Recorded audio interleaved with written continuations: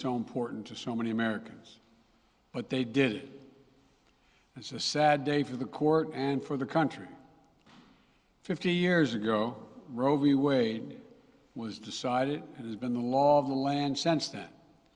This landmark case protected a woman's right to choose, her right to make intensely personal decisions with her doctor, free from the interference of politics. It reaffirmed basic principles of equality, that women have the power to control their own destiny, and it reinforced a fundamental right of privacy, a right of each of us to choose how to live our lives. Now, with Roe gone, let's be very clear.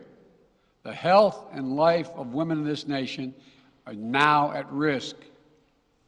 As chairman and ranking member of the Senate Judiciary Committee, as vice president and now as president of the United States, I've studied this case carefully.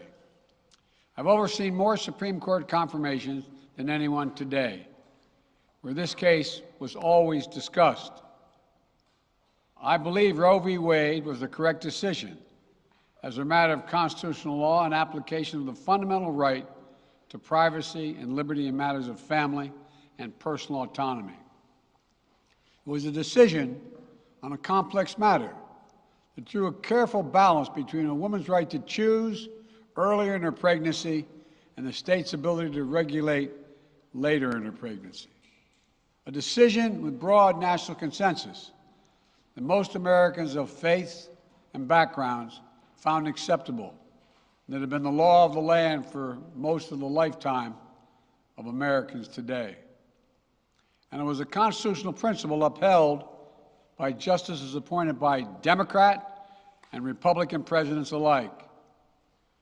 Roe v. Wade was a 7-2 decision, written by a justice appointed by a Republican president, Richard Nixon.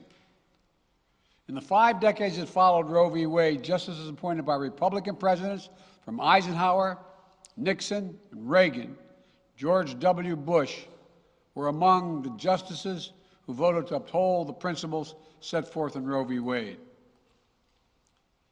It was 3 justices named by one president, Donald Trump, who were the core of today's decision to upend the scales of justice and eliminate a fundamental right for women in this country.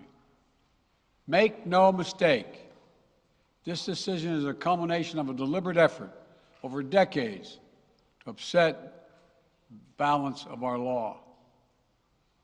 It's a realization of an extreme ideology and a tragic error by the Supreme Court, in my view.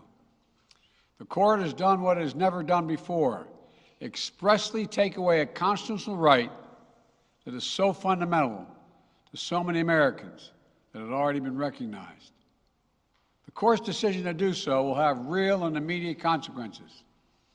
State laws banning abortion are automatically taking effect today, jeopardizing the health of millions of women, some without exceptions. So extreme that women could be punished for protecting their health. So extreme that women and girls were forced to bear their rapist's child. With the child, a consequence. It just stuns me. So extreme that doctors will be criminalized for fulfilling their duty to care. Imagine having a young woman have to carry the child of incest as a consequence of incest. No option. Too often the case. The poor women are going to be hit the hardest. It's cruel. In fact, the court laid out state laws criminalizing abortion that go back to the 1800s as rationale. The court literally taking America back 150 years. This is a sad day for the country, in my view. But it doesn't mean the fight's over. Let me be very clear and unambiguous. The only way we can secure a woman's right to choose, the balance that existed, is for Congress to restore the protections of Roe v. Wade as federal law. No executive action from the president can do that. And if Congress as it appears, lacks the votes to do that now, voters need to make their voices heard. This fall, we must elect more senators and representatives who will codify women's right to choose into federal law once again. Elect more state leaders to protect this right at the local level. We need to restore the protections of Roe as law of the land. We need to elect officials who will do that. This fall, Roe is on the ballot. Personal freedoms are on the ballot. The right to privacy, liberty, equality, they're all on the ballot.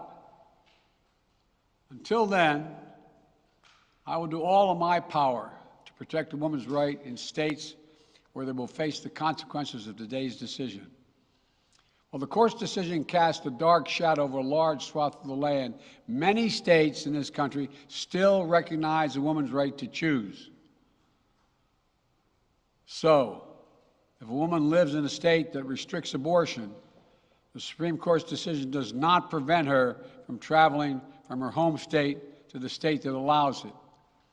It does not prevent a doctor in that state from treating her. As the Attorney General has made clear, women must remain free to travel safely to another state to seek care they need. My administration will defend that bedrock right. If any state or local official, high or low, tries to interfere with a woman's exercising her basic right to travel, I will do everything in my power to fight that deeply un-American attack. My administration will also protect a woman's access to medications that are approved by the Food and Drug Administration, the FDA, like contraception, which is essential for preventative health care, mifepristone, which the FDA approved 20 years ago to safely end early pregnancies and is commonly used to treat miscarriages. Some states are saying that they'll try to ban or severely restrict access to these medications. But extremist governors and state legislators are looking to block the mail or search a person's medicine cabinet or control a woman's actions by tracking data on her apps she uses are wrong and extreme and out of touch with the majority of Americans. The American Medical Association, the American College of Obstetricians and Gynecologists wrote to me and Vice President Harris stressing that these laws are not based on evidence and asking us to act to protect access to care. They say by limiting access to these medicines, maternal mortality will climb in America. That's what they say. Today, I'm directing the Department of Health and Human Services to take steps to ensure these critical medications are available to the fullest extent possible.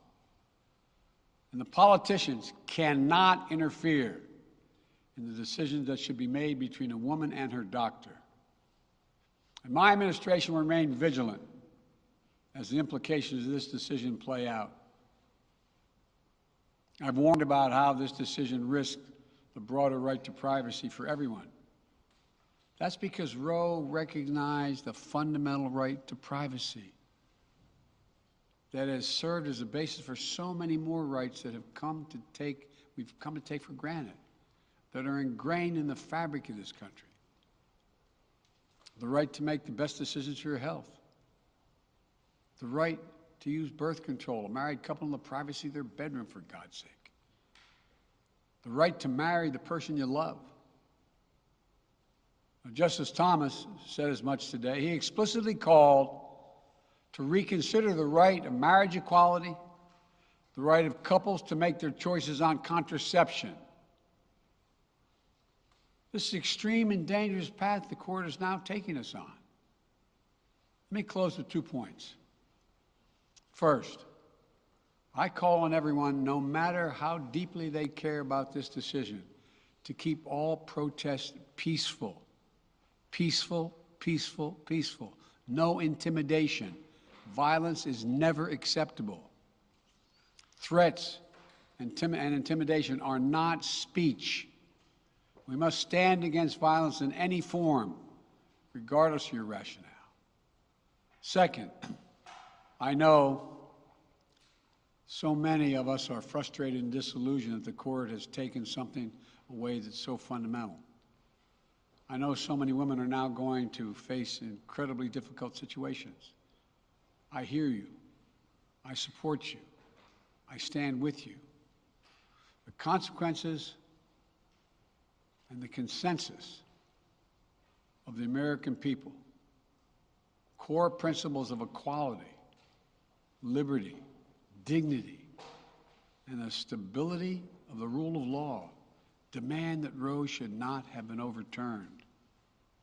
With this decision, the conservative majority of the Supreme Court shows how extreme it is, how far removed they are from the majority of this country. They've made the United States an outlier among developed nations in the world. But this decision must not be the final word. My administration will use all of its appropriate lawful powers, but Congress must act. And with your vote, you can act. You can have the final word. This is not over. Thank you very much. I have more to say this in weeks to come. Thank you. Mr. President, do you still have confidence?